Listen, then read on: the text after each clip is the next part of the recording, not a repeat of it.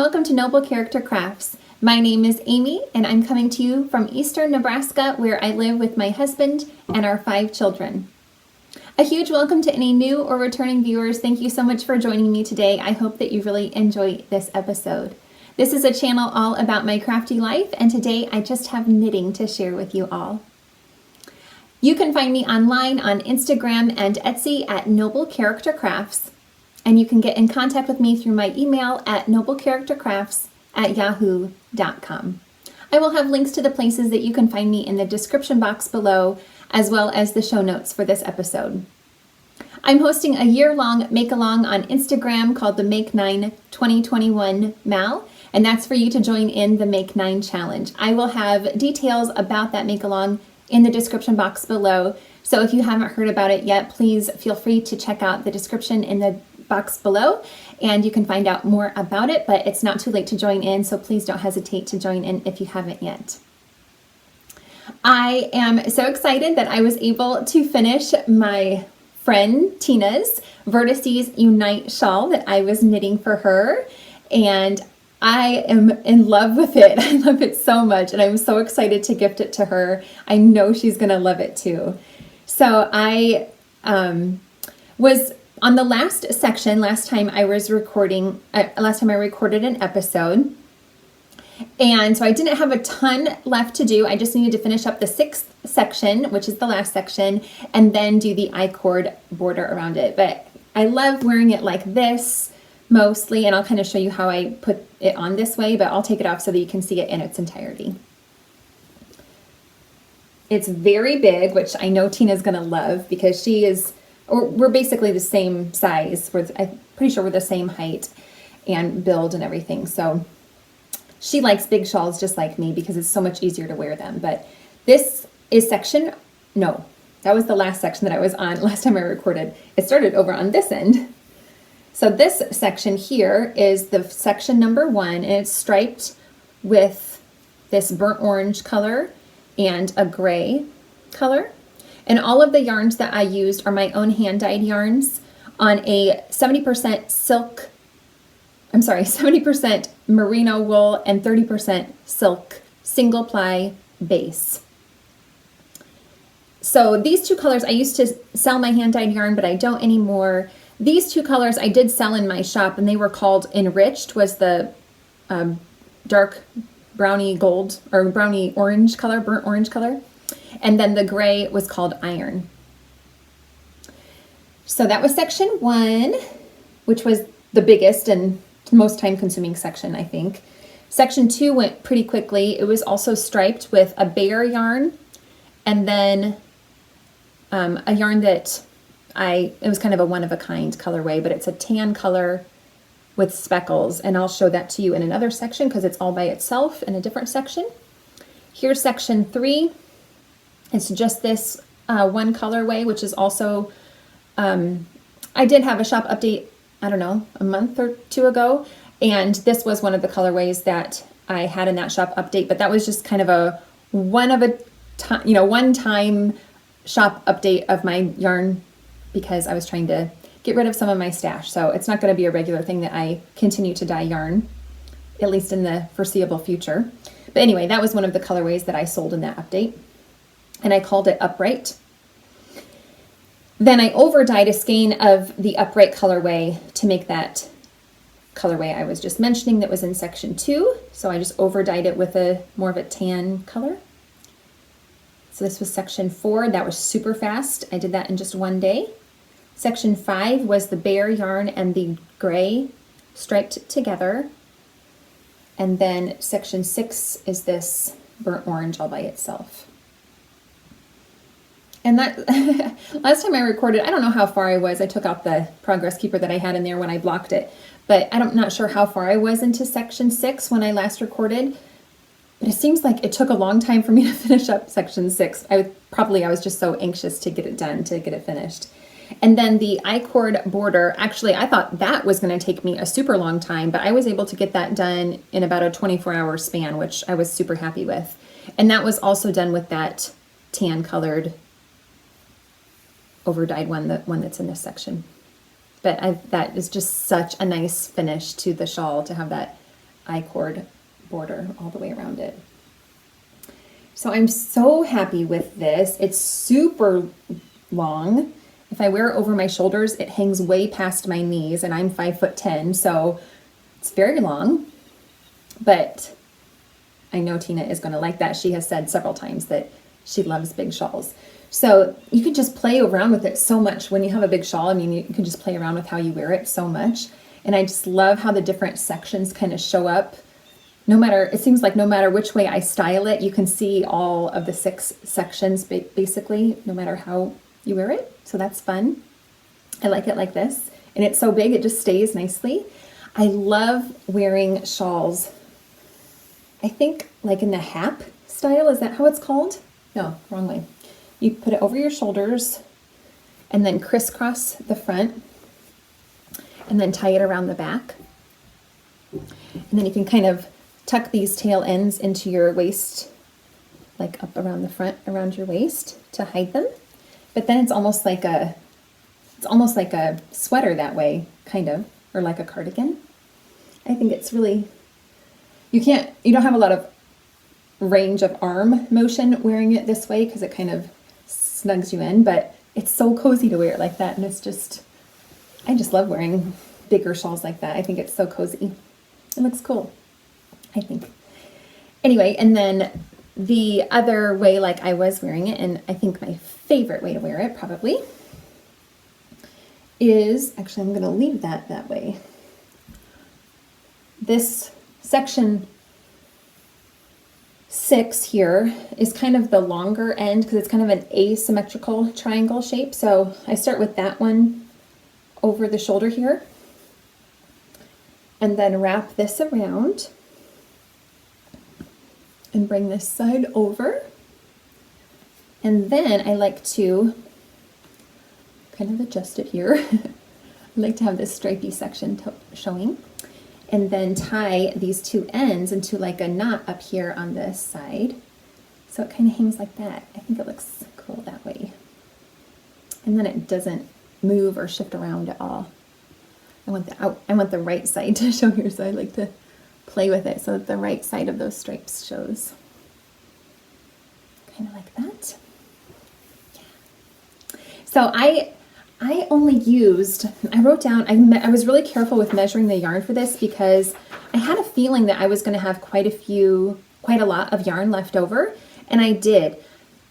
It calls for 5 different skeins of yarn, and is that right? Yes, 5 skeins of yarn, 100 grams each, and so that was 500 grams, but I only used a total of 266 grams. So I still have a lot of every colorway. The colorway that used the most actually is the one that was only used once, which is this color. In the section 3, it used a total of 62 grams. The bare yarn only used 28 grams, and that was the least. So anywhere between 28 to 62 grams. So I still have a lot of this yarn left over. Not quite enough to make an exact replica of this, or even using these 5 colors again to make a whole shawl, because I'm just a little shy of that halfway mark at 250 grams. But I am planning to make a shawl for another one of these for myself, and just kind of playing around with the colors and the leftovers that I have from this, and then adding one more colorway into the mix as probably to be used in this 3rd section, because I don't have 62 grams of any of the colors left over. So I don't have enough to make that. No, I do have enough of the bare yarn, but I want something more interesting in this 3rd section. I don't want to just use the bare yarn for that, but you know, if you did make this shawl, you probably could, it might be possible to play around with using the yarn and maybe making some sections smaller to make 2 of the same shawl. And you could make the smaller too. This is the larger of the 2 sizes of this shawl. I didn't really mention the designer. This is the Vertices Unite by Stephen West. And it does, like I said, come with 2 different sizes that you can knit, the small or the large, and this is the larger one. But anyway, I'm planning on doing that at some point. I'm not sure when, not in the very near future, but somewhere down the road, I'm planning to make myself a pattern, a Vertices Unite as well, and using most of these. Well, I'm going to use all of these colors and then just one more color. I used the recommended needle size, which was a US 4 3.5 millimeter needle. And it took me just under 2 months to make it. I really enjoyed it. It was such a, I mean, super simple, really, because the majority of it was all a garter stitch. And a lot of the striped sections were, you know, I guess a little bit more annoying because you have to finagle with the two things of yarn, but it's not, that's the worst part. You had to pick up a lot of stitches throughout this pattern, which I'm not usually a fan of. And it was very easy to see where you pick up stitches. So it was not a problem at all. If I'm willing to make it again, then that's evidence that it wasn't a hard shawl for me to make and it was really enjoyable. Because I don't typically make shawl design. I don't know if I've ever made two shawls from the same design, but I would definitely want to do that with this design. So I think that is it for this. I love it so much and I cannot wait to gift it to Tina. She's gonna love it. I'm so excited about it. All right, I've also finished several socks. The first pair I want to show off is this gorgeous pair. This yarn was a gift from Adriana, a viewer of the podcast, and this is from Nomadic Yarns. It's called the Burrow, and it's on a 75% superwash merino, 25% nylon base. It's fingering weight. And I just did a 2x2 ribbing for one color stripe repeat. I don't think it was quite 20 rows, but it was, you know, maybe 17 or something like that. And then I cast on 64 stitches on US 0 2mm needles. And then I did a broken rib pattern for the body, the leg, and the top of the foot. So I did, for the first round, I did knit 3, purl 1. And the next round, I did knit all of the stitches. And then I just repeated those 2 rows throughout. I am so happy with the contrast or very coordinating heel and toe yarn that I used. That was from Stranded Dyeworks. And I forget the colorway name. It was a little tiny mini that I had from a swap.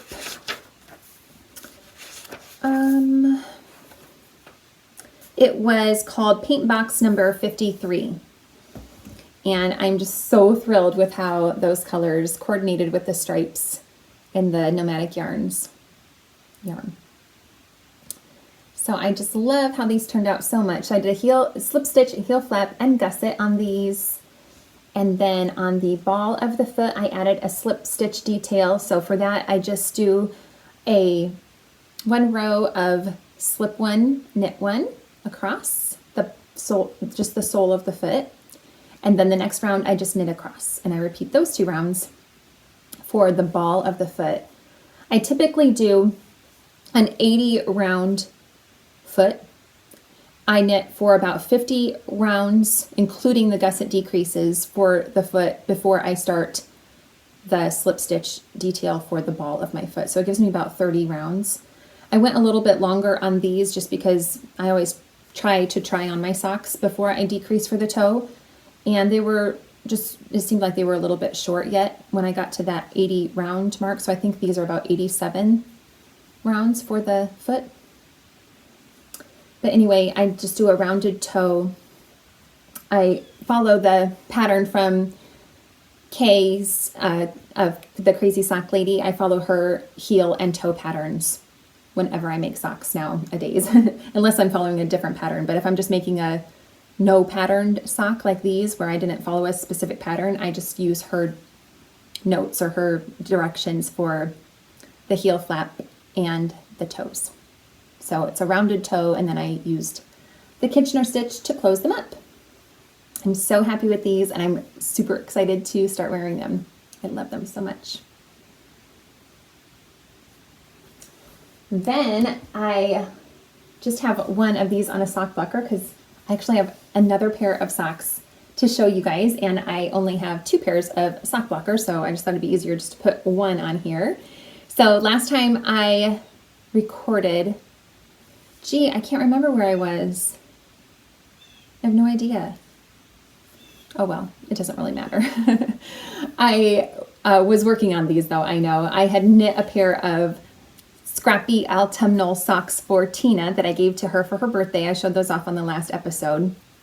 And I wanted to make myself a pair too. So these are similar to Tina's in a lot of ways. A lot of the same yarn is used in these as were used in hers, but the cuff, heels, and toes are different.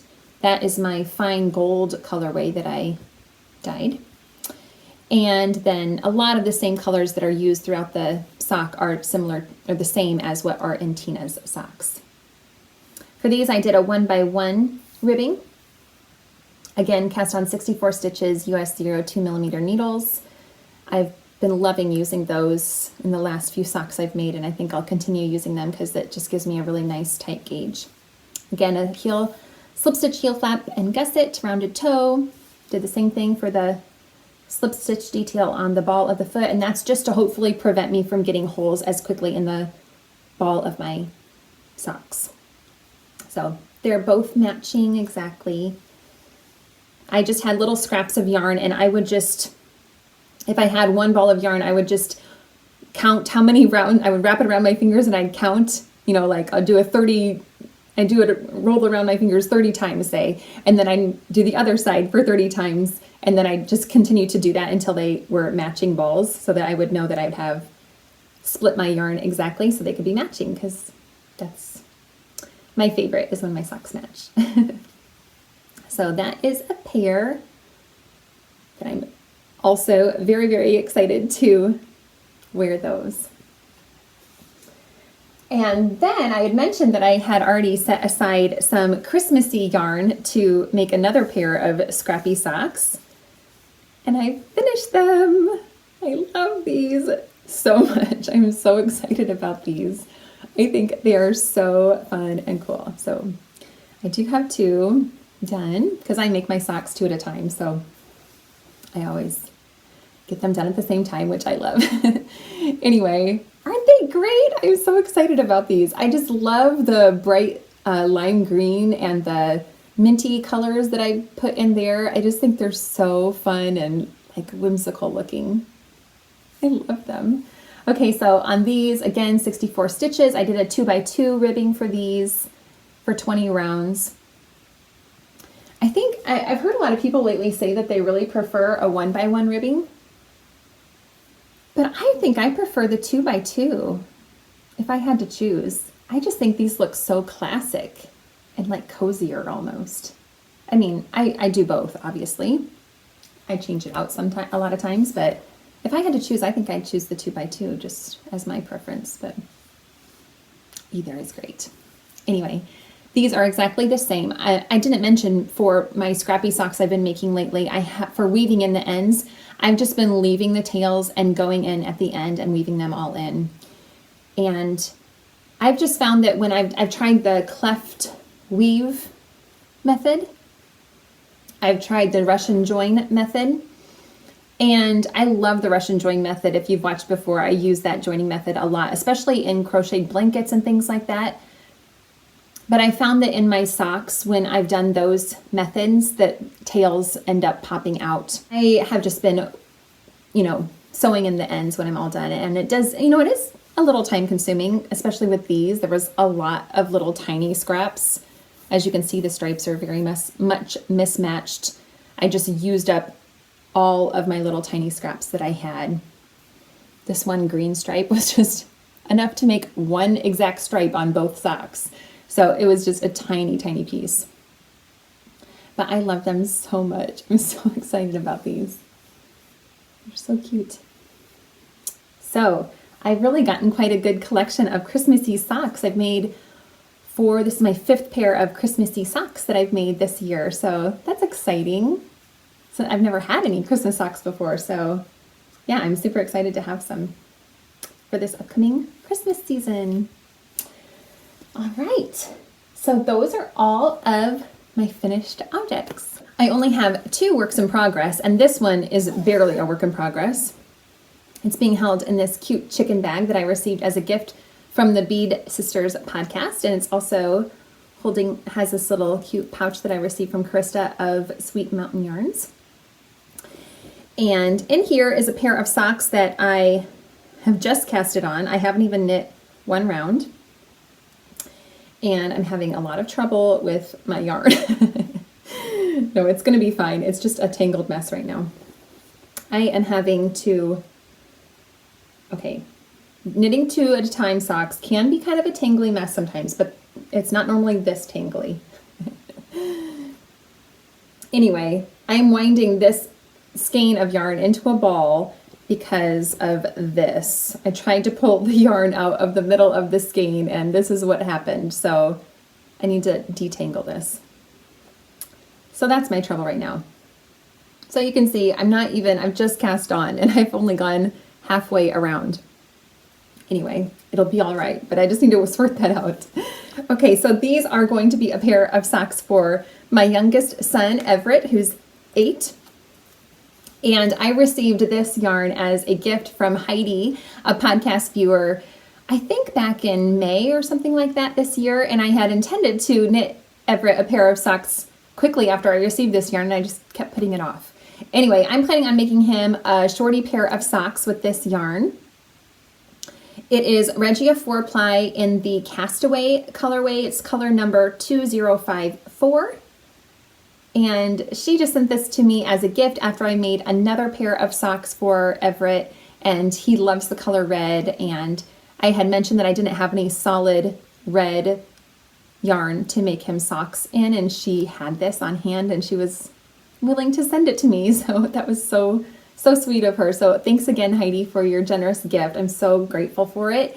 And so I've decided to knit him, like I said, just a plain shorty pair of socks. I'm doing 2x2 ribbing for him. Eventually I will be. No, it'll be fine. I just need to get it sorted. It'll be fine. I'm using US 2mm needles again. I decided to cast on 56 stitches for him. Last time I knit him a pair of socks, I cast on 52 stitches. But since I'm using smaller needles now than I used to use US 2.25mm needles. And now I'm using the zeros. So I thought it would be okay for me to go up 4 stitches. That isn't going to be a big deal. And besides, he's, 6 months older now, almost. Anyway, so that will be those. So I'm just planning on knitting like a 20 round cuff and then going right into the heel flap and gusset. That's my plan. So that's all the further I've gotten on that. Now, my last work in progress is the Stephen West Mystery Knit Along. Oh, I want to look at the pattern to tell you where I'm at. Hang on. So as I mentioned last time, I knew I wasn't going to be able to start this Mystery Knit Along on Friday, October 8th, when it actually started, because actually our family was on vacation last week. We went to South Dakota to see Mount Rushmore and Custer State Park and all of those fun things in South Dakota. We had an amazing time there. So the only projects I took along with me were this shawl and then those Christmassy socks. So that's how I was able to get those done so quickly, I guess, was because I was pretty focused on those projects while we were on vacation, and I was able to work on those while we were in the car for several hours. It's about a 7-hour trip back, or one way is about 7 hours. So we had a lot of time in the car. Anyway, so I knew I wasn't going to be able to start the Mystery Knit Along on Friday. We got back on Sunday and I cast this project on Monday, and I haven't had a ton of knitting time this week, it doesn't seem like. I don't know, I've just been kind of busy. Actually, what I've been doing is getting my Advent swap that I'm doing with Emma of Potter and Bloom ready. So I've been working on that a lot, rolling up her little balls of yarn. I'm so excited, Emma. Anyway, so that's what I've kind of been working on during some of my crafting time. I don't mind that at all, though. I think it's so exciting to get gifts ready. If you've watched before, you know I get super excited about gift giving. Anyway, so I am not through with Clue 1. Clue 2 came out today, and I haven't even looked at it yet because I'm still on Clue 1. I am in section 2 on wedge 4. I hope it's okay to say wedge and not give away anything, but I don't know. Hopefully that's okay. If you have Clue 1, you can at least look through the pattern and see what's coming up, right? I'm sure you're all through. I'm sure, because section 1 is super tiny, and then section 2 starts with these wedges, so I would assume most people are at least into section 2. Anyway, so I'm on section 2, not even halfway through section 2 yet, and there's 3 sections in clue 1. Just so you have an idea of where I'm at if you are also knitting along and you don't want to have any spoilers. I'm assuming that I'm probably not going to spoil much for most people because I'm several days behind. So I am holding this project in this is a Me Made project bag with these pumpkins on it. And I am going to show off my yarn first, and then I'll let you know if you don't want to see my progress so far, you can look away. So my main color is this. I dyed this yarn. It was a one-of-a-kind colorway. It's similar to, I think the base of it was similar to my fine gold, and then I speckled it with burnt orange and green and brown, maybe. It was a long time ago when I made this, so I'm not really sure. It was just a one-of-a-kind, so I didn't write it down. Anyway, I think that's a really fun pop of color. That's what he suggested using for your color A. So this is my color A. Then for color B, he suggested using your lightest or your darkest colorway, and I decided to go with my darkest, which is Knit Picks Stroll in the Midnight Heather colorway. And I knit a pullover sweater in this colorway, and I had a lot of it left over, so I wanted to use that up, and then I thought it'd be fun to kind of have a shawl that kind of goes with that sweater. And I also have a cardigan that I knit in my fine gold colorway, just the solid gold, so it will kind of go with that too. Then my color C is this beautiful yarn from Willow Tree Yarn. And this is in the Keeper of the Fields colorway. So it's just this beautiful tan base. And then it's got speckles of navy blue and kind of a burnt orange too, I would say. It's very lightly speckled. Yeah, some burnt orange color in there maybe. Or reddish color. Maybe some brown. I'm not really sure. It's kind of hard to tell. But it's beautiful. I love it so much. So that's my color C. Color D is just a bare yarn. These are all 75-25 bases, by the way. 75% superwash merino, 25% nylon. And then I decided to change my 5th color from the colors that I showed you last time. I'm going to go grab that skein that I was planning or thinking about using that I showed you last time, just so you can kind of compare. So here's the color I was kind of thinking about using for my 5th color that I showed you last time, but I just decided that these 2 colors were not going to contrast enough. I was afraid they would blend too much. And he did suggest that you should lean more towards solid colors instead of variegated or speckled colors. And this one is a little more variegated than this one was anyway. This one has a bit of a more solid base, and this one has speckles. So I just thought it would be better not to use this one. And while we were on vacation, I took along my, I have it down in the wash right now, so I can't show you, but it's my brass tacks cardigan that was designed by Devin Ventry of Knitty McPurley. I test knit that sweater for her, that cardigan, and I knit it out of my comfort colorway, and I wore it while I was on vacation, and so that's what just made me think of using that colorway for this shawl. So that's what I decided to use for my 5th color. So it kind of has that same, it's more deep, but it's more of that, that burnt orange color that I was getting from that skein that I loved, but in a more solid color. And I just think it looks so great with all of the other colors. I'm so happy with my color choices. And I put them on the floor. There we go. This one is a really deep teal, that Stroll. It almost looks black, but it's a deep, deep teal. And I'm planning on, well, I told you last time I recorded that I really wanted to cast my Ellie cardigan back on, which I started and then frogged, and I need to start again. And that's being knit in a bare yarn as well. So anyway, I think that's super fun. Not to be too matchy-matchy with all my sweaters, but I don't have anything that would match this. But anyway, I just think that's kind of cool. So those are my colors I'm using. Back on the floor. So I'm going to show my progress if you want to look away, and then I'll tell you when I'm done showing it. I'm using the recommended needles, which again are US 3.5 millimeter needles. And so I didn't even have to, I just went right from my Vertices Unite knitting to the Shawlography.